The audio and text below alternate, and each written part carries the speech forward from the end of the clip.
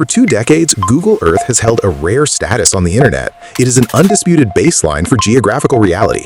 You zoom in and you see the world exactly as it is. As generative AI flooded the rest of the web with synthetic text and deepfake videos, maps remained one of the last safe havens. You could still look up an address and trust the satellite imagery. Then, in August 2026, Google introduced a new generative AI tool. The feature allowed anyone to type in a prompt and generate custom synthetic imagery directly on top of real-world coordinates.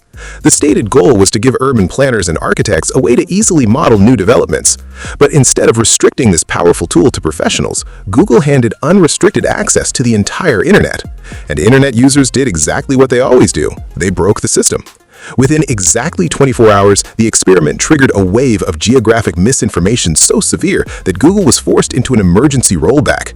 Blending an objective map with a synthetic image generator created an immediate crisis. At hour zero, the feature went live to the public. Anyone with an account could pick a location, type a prompt, and alter the satellite view. Over the next 12 hours, social media platforms filled with screenshots. Users were generating malicious, hyper-realistic imagery and pinning it to precise coordinates. The first wave of exploits targeted geopolitics.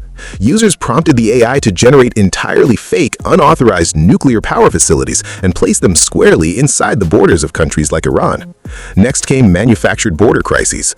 Trolls generated photorealistic crowds and intense security events assembling along the US-Mexico border, making the situations look dire and immediate.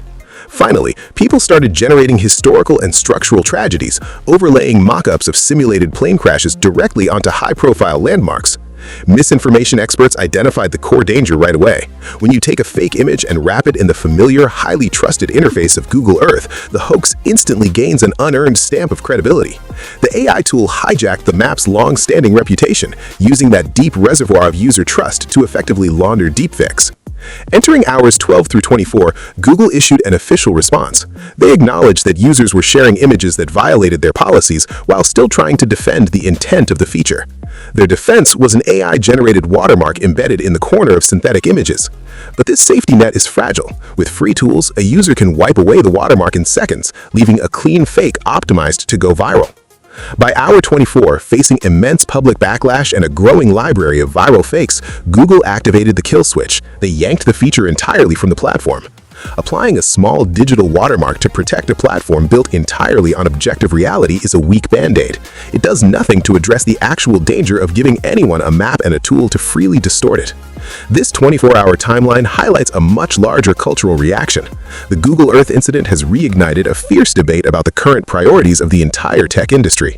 Users are increasingly vocal about their frustration with Silicon Valley executives rushing to force generative AI into products where it simply isn't wanted or necessary. Prominent creative figures quickly joined the backlash online. Alex Hirsch, the creator of the animated series Gravity Falls, became the loudest voice representing this widespread user frustration. Hirsch argued that tech executives are living in a total bubble, telling them to touch grass and talk to actual people who don't want AI sludge crammed into every corner of their software. Even though the feature was pulled quickly, the damage to Google Earth's reputation lingers. Allowing a database built entirely on reliable geographical facts to be polluted by synthetic imagery erodes digital trust long-term. Google claims the tool is merely paused while engineering teams build stronger guardrails, but bringing a generative tool back to a strict mapping platform without compromising its reliability will be a massive uphill battle.